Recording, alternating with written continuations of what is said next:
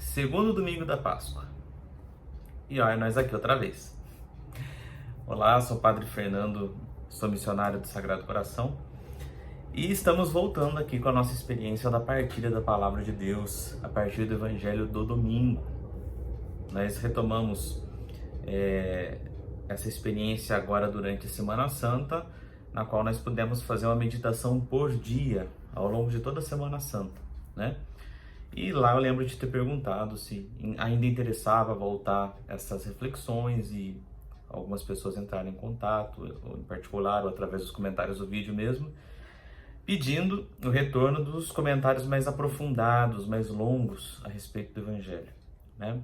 Então, a intenção, embora esse vídeo esteja saindo hoje, a intenção é que a gente retorne às quartas-feiras, como a gente sempre fez. Então, quarta-feira a gente sempre medita o Evangelho da semana seguinte.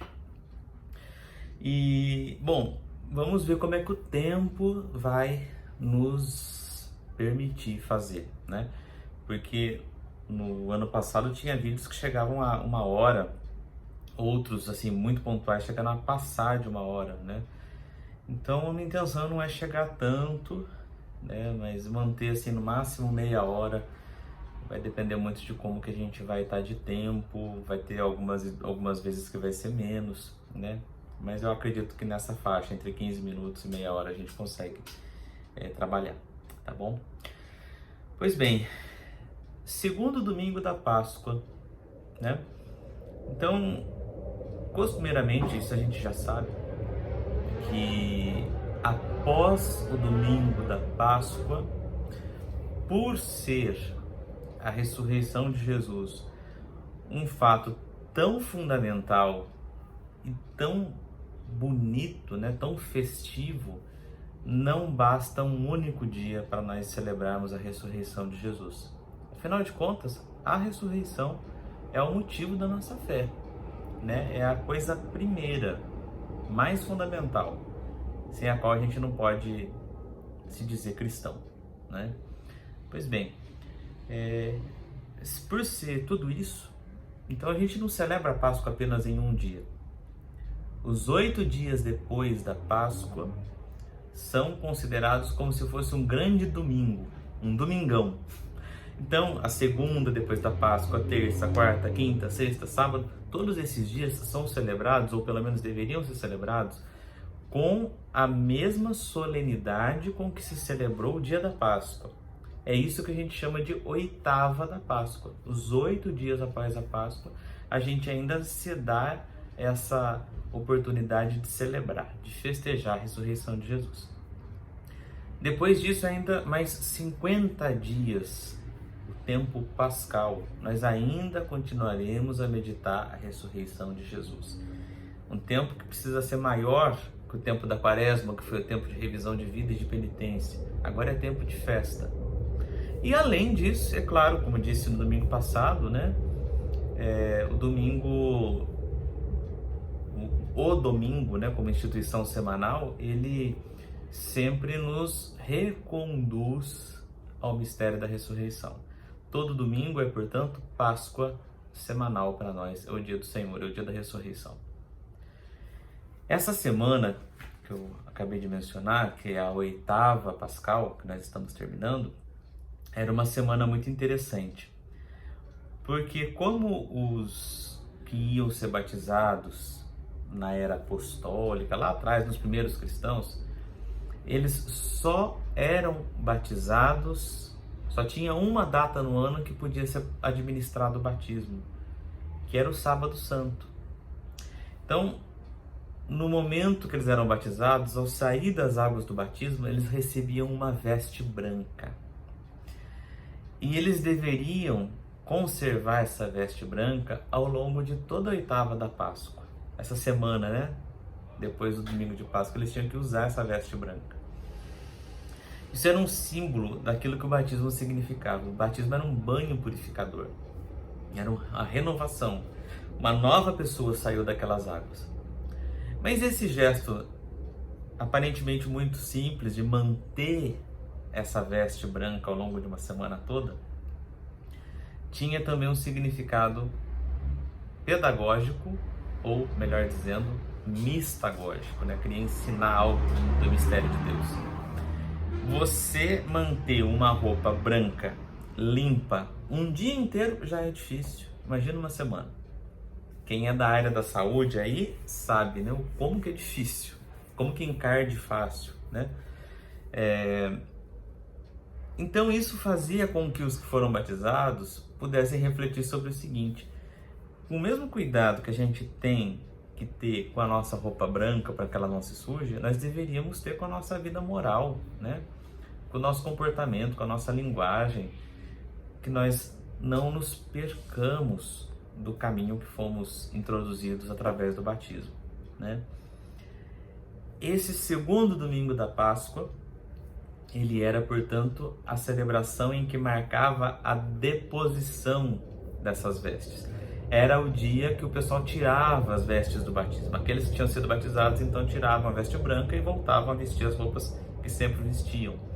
Por isso que esse domingo, ele era e ainda é chamado como, em latim, Domingo in albis. Albis, né, é em branco, essa tradução. Isso significa a expressão que eu acabei de dizer. Por que é em branco? Porque é o domingo que eles tiravam a roupa branca, né? Isso foi só uma contextualização. Pois bem, e o que é que nós ouviremos nesse domingo, né? E por que eu mencionei essa questão dos batizados, né? São dois temas que estão relacionados.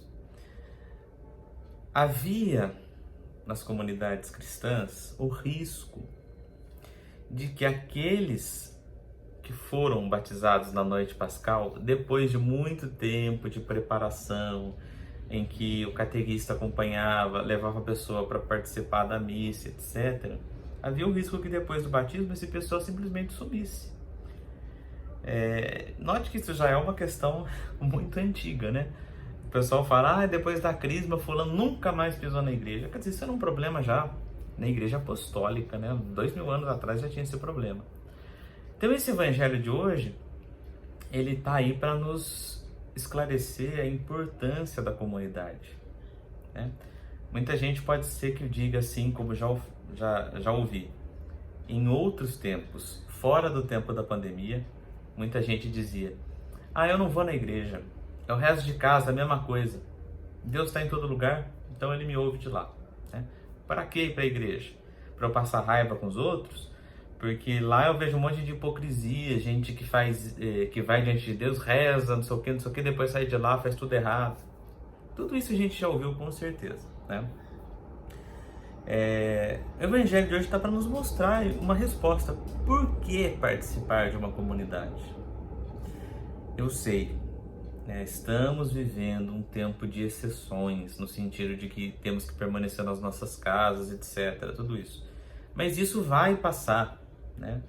E a nossa vida de comunidade retomará, mais cedo ou mais tarde, queira Deus que seja mais cedo, né? As suas atividades normais. Então vamos levar esse evangelho a sério, né? Considerando a nossa realidade e como que ela vai mudar mais para frente. Ok. Qual é o texto bíblico que nós vamos ouvir? O encontro de Jesus ressuscitado com os 12 e depois com Tomé, né? A citação é João 20, de 19 a 31. João 20, de 19 a 31. Se quiser, pausa o vídeo, vai na Bíblia, pega lá, ou pega a liturgia diária. Esse texto ele é muito interessante, porque começa com o evangelista comentando que, por estarem com medo dos judeus, o grupo dos 10 discípulos, por que 10? Porque está faltando Tomé e porque Judas tinha já, né, ido embora. Então, o grupo dos 10 se fechou em casa. Estavam, o texto diz, com as portas fechadas por medo dos judeus. Entretanto, apesar das portas fechadas, Jesus entra, lhes saúda com a paz, mostra suas feridas. sopra sobre eles o Espírito Santo e lhes dá os poderes apostólicos que a gente vai ouvir no texto, né?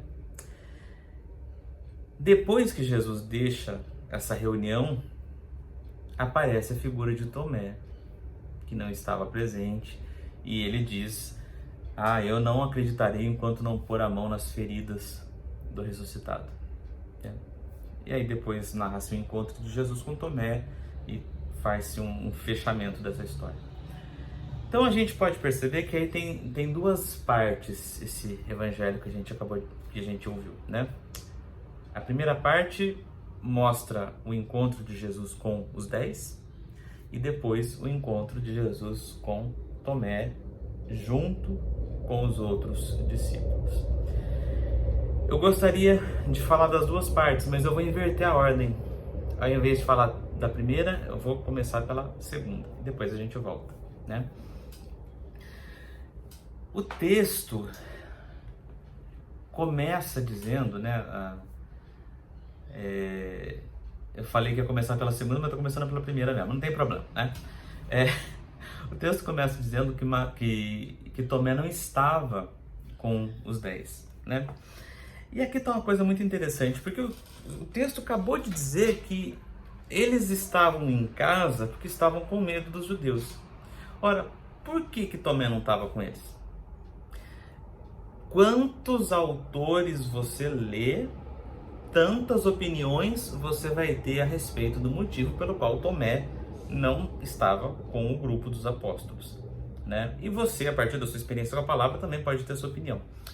Eu vou dar a minha, né? Eu acho que, muito particularmente, eu acho que as duas coisas estão relacionadas. O fato de eles estarem fechados em casa por estarem com medo e o fato de Tomé não estar com eles. E em que sentido que essas duas coisas estão relacionadas?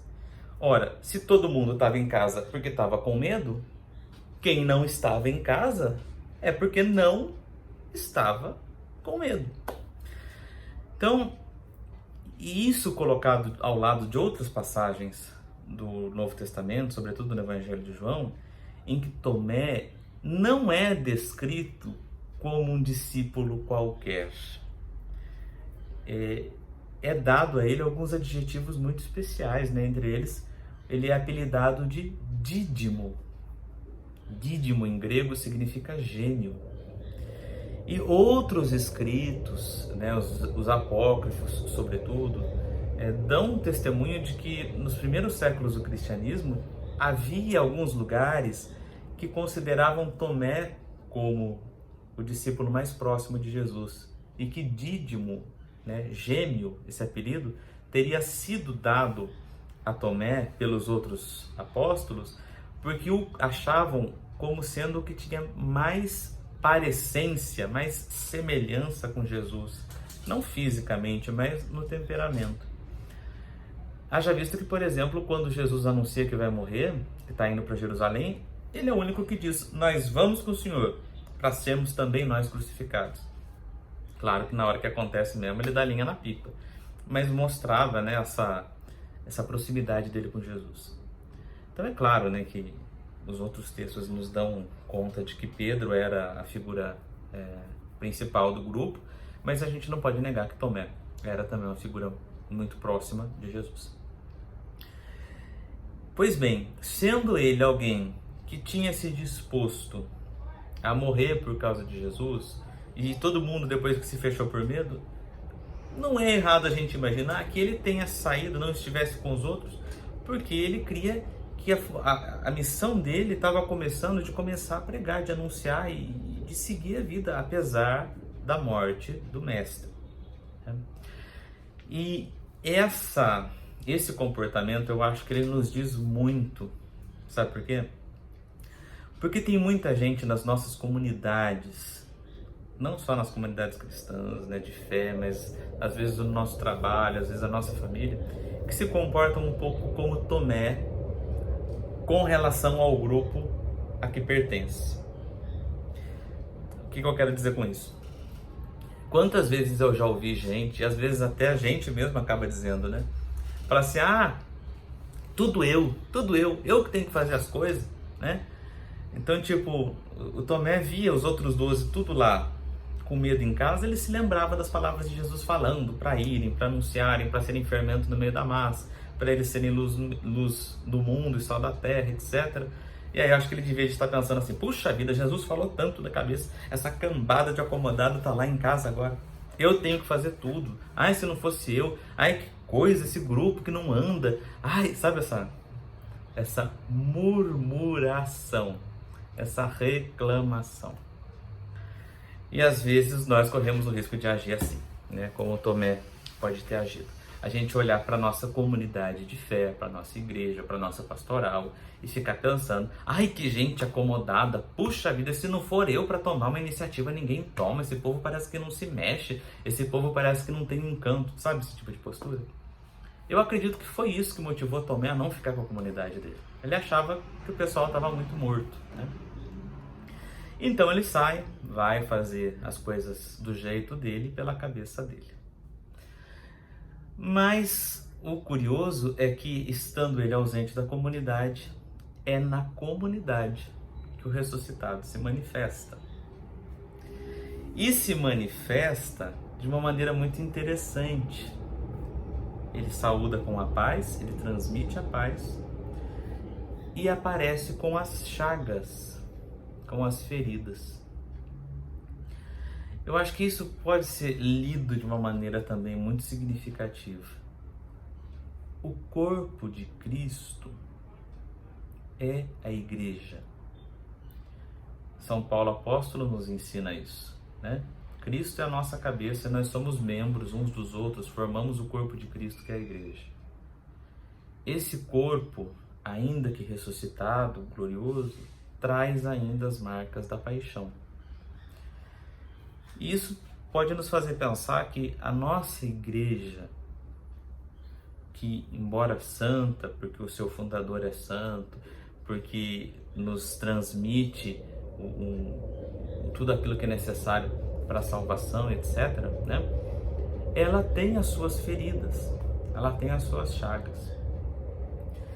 E às vezes as chagas das nossas comunidades podem ser aquelas chagas que o Tomé já tinha identificado, né? Pode ser que a gente às vezes seja realmente medíocre, às vezes a gente fica acomodado, pode ser que às vezes a gente não queira se aprofundar nas coisas. São chagas. O corpo de Cristo é ressuscitado, mas ele traz as marcas da paixão. A igreja é viva, é corpo de Cristo, mas também traz as marcas da paixão ainda. Cristo revela então para aquele grupinho as suas chagas, né? Isso a gente pode entender da seguinte maneira: essa comunidade que se reúne, a comunidade dos 10, onde Cristo se manifesta, ela é um retrato das nossas comunidades. Quando nós nos reunimos ao redor da mesa da palavra e da Eucaristia, ou quando nós nos reunimos para uma partilha, para uma reunião, o Cristo está ali no nosso meio. Ele mesmo falou que onde 2 ou 3 estivessem reunidos em seu nome, ele estaria em nosso meio. O ressuscitado está ali, realmente presente, o Cristo está ali. Através da sua presença mística, mas também através de nós que somos o seu corpo. E embora vivos, ressuscitados, nós continuamos a ter as chagas da paixão. As nossas comunidades manifestam suas fraquezas. Qual é a comunidade, gente, que é perfeita? Eu não conheço, que não tem problema nenhum, que não tem um membro que às vezes é polêmico, que é confusãozento, ou qual é a igreja que às vezes não tem incoerências, sabe? Chagas estão aí. Mas as chagas não querem dizer que o corpo está morto, o corpo está ressuscitado, o corpo está glorioso. Nos darmos conta de que o grupo do qual nós fazemos parte, da nossa pastoral, da nossa comunidade, tem suas chagas, não significa que seja uma comunidade morta.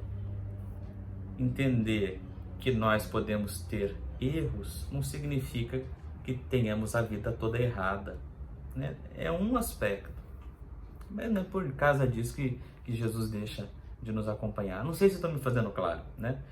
Então, essa manifestação de Jesus ressuscitado para o grupo dos 10, um grupo incompleto, né? Um grupo triste, um grupo com medo, o Cristo se revela ressuscitado e mesmo ressuscitado com chagas, né?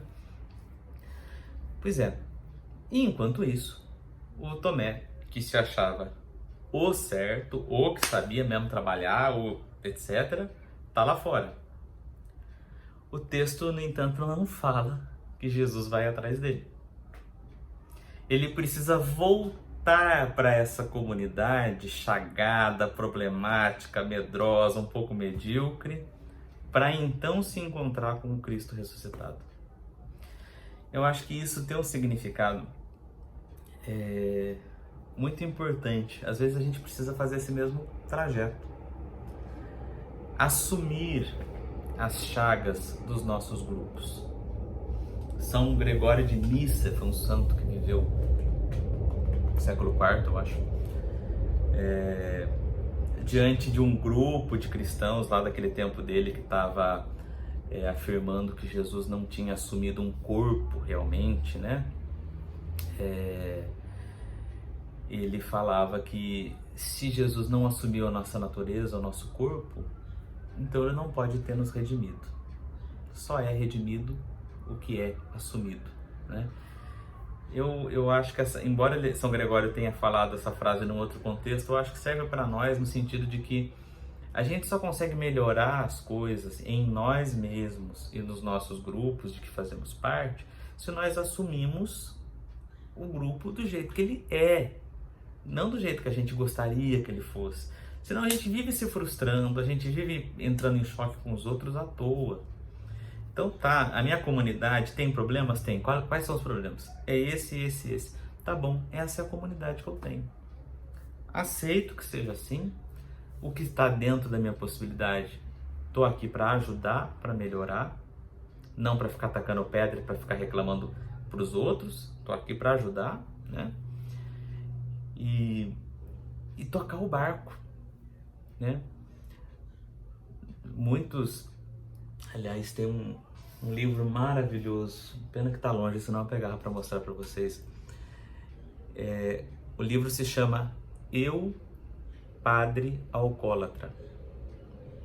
É de um padre francês, na verdade eu acho que ele era suíço, chamado Lucien. E é um padre que foi talvez o primeiro padre cantor de que se tem notícia, né? Fez muito sucesso na Europa. E ele se descobriu alcoólatra, né? E esse livro é uma autobiografia, ele contando como é que ele se deu conta disso e como que ele recuperou isso, graças ao AA, os Alcoólicos Anônimos, né? E ele conta que assim, o mais fundamental para a cura dele, né, pelo menos para que ele melhorasse, foi assumir que tinha um problema, né? Enquanto a gente não assume os nossos problemas, a gente não consegue melhorá-los. Enquanto a gente não aceita que as nossas comunidades têm problemas, a gente fica só xingando, só reclamando, você virou um novo problema para a comunidade, né? Então, se você não é parte da solução, você está sendo parte do problema. Então, tudo isso, percebam, né, que está relacionado com Tomé. Então, ele finalmente volta para a comunidade. Eu disse que ia falar primeiro da primeira parte e depois dessa, né? Então, tem um outro ponto que eu acho interessante. No primeiro momento, quando Jesus aparece para a comunidade, além de desejar paz e mostrar as chagas, o outro gesto que ele faz é soprar sobre eles, dizendo: recebei o Espírito Santo. O texto em grego, eu uso uma palavra interessante, que ela pode ser traduzida não apenas como soprar sobre. Soprar sobre é soprar por cima, certo? Mas o texto em grego você pode lê-lo de outra maneira, que Jesus soprou dentro deles. Tem um prefixo en, né? Soprou dentro deles. Então isso faz lembrar um pouco o gesto que eu falei, né? Que aparece em primeiro lugar na cruz, né? De que logo após que Deus termina a criação, ele sopra nas narinas do homem o seu sopro de vida e o homem se torna um ser vivente. Mas tem uma outra imagem que eu acho bonita. O Espírito ele é mostrado como fogo, né? Nos Atos dos Apóstolos, para a comunidade de Lucas. Então esse gesto de soprar dentro me parece mais bem. Não sei se você alguma vez já cozinhou com fogão a lenha. Se você nunca cozinhou no fogão a lenha, tomara que um dia você cozinhe. Por quê? Porque dá trabalho, barbaridade, né? Fazer o fogo, sobretudo se você não tem experiência, é uma trabalheira medonha. Então, uma das coisas que a gente faz, depois que você colocou a chama ali dentro e a chama começou a pegar na lenha, como é que a gente faz para aquele fogo alastrar? Você sabe? Assopra. Faz vento. Pega um negócio, abana, e aí a chama cresce, fica bonita, aí dá para cozinhar. Esse sopro de Jesus nos seus discípulos é como o sopro de quem está querendo acender o fogo no fogão. Soprou sobre eles, e aí então aquela chama do Espírito que estava já dentro deles. O fogão a lenha, depois de um tempo, quando ninguém mais mexe no fogo, o fogo vai baixando, baixando, baixando e se cobre de cinzas. Mas se você vai lá e assopra aquelas cinzas, puf, aparece o fogo de novo. A comunidade, o encontro com os nossos irmãos na igreja, nas pastorais, tem esse papel. É fazer com que o ressuscitado sopre de novo aquela chama que estava começando a esmorecer, né? Aquele fogo que estava começando a apagar e puf, e enche de novo, né?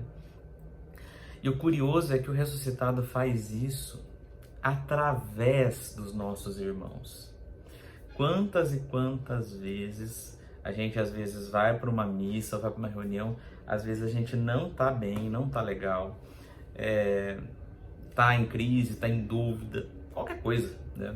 E às vezes, através da fala de alguém, parece que aquela chama volta a acender em nós e a gente volta para casa renovado. Muitas vezes já aconteceu agora uma partilha muito particular minha, né, como padre. Às vezes você tá com a cabeça a mil por um monte de problemas, um monte de coisa para resolver e tal. Aí você tá naquela confusão, aí alguém fala assim: padre, tem uma pessoa para confessar. Tá bom, para o que eu tô fazendo, vou atender. E muitas vezes já aconteceu assim, de eu ouvir a pessoa e eu ia afundando na cadeira pensando assim: puxa vida, e eu achando que tinha problema. Problema tem essa pessoa, olha a dificuldade das coisas que ela tá vivendo, né? E olha como que ela tá bem, como é que ela tá... E aí, olha que coisa doida, né? A pessoa vem confessar com o padre e o padre que sai edificado, né? Você sai e fala assim: puxa vida, eu sou um banana mesmo, olha, gente com um problema muito mais grave. Então, o fogo se acende de novo. E isso é possível através da vida em comunidade. Então esse evangelho, lido no momento em que o pessoal tinha acabado de sair do batismo, queria suscitar essas reflexões, né? Por que a gente precisa ir para a igreja? Porque é ali que a gente encontra com os nossos irmãos. E o lugar que o ressuscitado se manifesta é através dos nossos irmãos. Quem está trabalhando sozinho, achando que sabe de tudo, e errada está a comunidade, está agindo que nem Tomé e não vai encontrar o ressuscitado enquanto não voltar para a comunidade. Olha, vai dar meia hora que eu tô falando já. Isso que eu falei que eu ia falar só 15 minutos, né? Mas vocês queriam um comentário mais comprido? Aí tá, o comentário mais comprido. Então tá bom. Pois é, Tomé volta para a comunidade depois de 8 dias. O texto deixa claro isso, né? O primeiro encontro do ressuscitado com a comunidade foi no dia da ressurreição à tarde. 8 dias depois, o domingo seguinte, o ressuscitado volta a se manifestar. Aí tá Tomé. E Tomé, ali com a cara mais lambida do mundo, vê Jesus aparecer e Jesus faz exatamente as mesmas coisas, né? Saúda desejando a paz, mostra suas feridas e aí se dirige a Tomé, né? Falando: Tomé, põe o dedo nas minhas chagas e não seja incrédulo, mas fiel.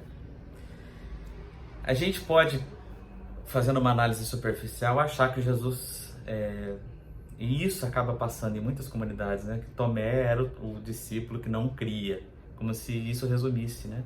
Mas desconsideram essa reflexão toda que a gente veio fazendo aqui. O que Jesus pede para ele fazer é Olha as feridas da sua comunidade, olha como que a comunidade é. A comunidade é isso mesmo, cara. Então não seja incrédulo por causa disso, achando que por causa dos problemas da sua comunidade, do seu grupo, Deus não está agindo, Deus não está ali. Não, é apesar dessas feridas, e é através dessas feridas que Deus está se manifestando e Deus está falando com você. Deus está te questionando, como é que você pode ajudar aqui, como é que você pode melhorar isso aí, né? Achar que Tomé é o único incrédulo é injustiça com o coitado do Tomé. Os outros evangelhos todos falam que os discípulos tiveram crise de fé até depois da ressurreição. Mateus 28, por exemplo, na hora que Jesus está subindo para o céu, o texto fala que tinha discípulo que ainda não acreditava. Gente, o homem subindo para o céu, o povo não acreditando. Então, assim, colocar esse rótulo de Tomé que ele era incrédulo é ser superficial. Né? Bom, eu acho que só aqui já tem condições suficientes para a gente refletir bastante. Eu gosto muito e sempre me lembro do Fagner quando escuto esse evangelho. Eu sempre falo isso, né? Aquela música Espumas ao Vento. Eu acho que ela é a cara do encontro de Jesus com Tomé. Quando Tomé volta para a comunidade e encontra Jesus ressuscitado ali, ele que estava achando que era do jeito dele que as coisas estavam certas, que os discípulos eram todos uns bananas de ficar dentro de casa, ele percebe que é ali que ele ia encontrar com o ressuscitado. Antes que ele pudesse falar alguma coisa, Jesus poderia ter dito o início da música que o Fagner fez, né, Espumas ao Vento, como se Jesus estivesse falando para Tomé: sei que aí dentro ainda mora um pedaço de mim, um grande amor não se acaba assim, feito espumas ao vento. Não é coisa de momento, raiva passageira, mania que dá e passa, feito brincadeira. O amor deixa marcas que não se pode apagar. O amor deixa marcas, as feridas, que não se pode apagar. Tomé responde: sei que errei, tô aqui para te pedir perdão. Cabeça tonta, coração na mão, desejo pegando fogo. Sem saber direito aonde ir e o que fazer, eu não encontro uma palavra para te dizer. E o que é que Jesus responde para quem se afastou da comunidade e quer voltar? O amor deixa marcas que não se pode apagar, mas ele diz também: se eu fosse você, eu voltava para mim de novo. E Jesus continua: de uma coisa fique certa, amor, a porta vai estar sempre aberta. A porta do coração. Ele mostrou a ferida do coração para Tomé. A porta vai estar sempre aberta. E o meu olhar vai dar uma festa na hora em que você chegar. Não xinga Tomé, não dá na cara dele, mas abre o coração para ele dizendo: a porta está sempre aberta. Então que a gente use esse texto, né, em oração essa semana, para a gente refletir qual é a importância que a gente dá para a comunidade, qual é a importância que a gente dá para aceitar a nossa comunidade do jeito que ela é, apesar dos seus problemas, apesar das suas incoerências, e entendermos que é nessas pessoas que Deus fala com a gente. O ressuscitado fala conosco através delas. Leva isso tudo para oração. Lembra daquela pessoa lá da comunidade que você tem dificuldade, ou daquele determinado tipo de comportamento do seu grupo. Coloca isso tudo em oração diante de Deus. E se estivermos longe da comunidade, estivermos desanimados, vamos refletir e procurar voltar, que nem Tomé fez. Semana que vem a gente volta com as reflexões às quartas-feiras, ok? Então, uma boa semana e até lá.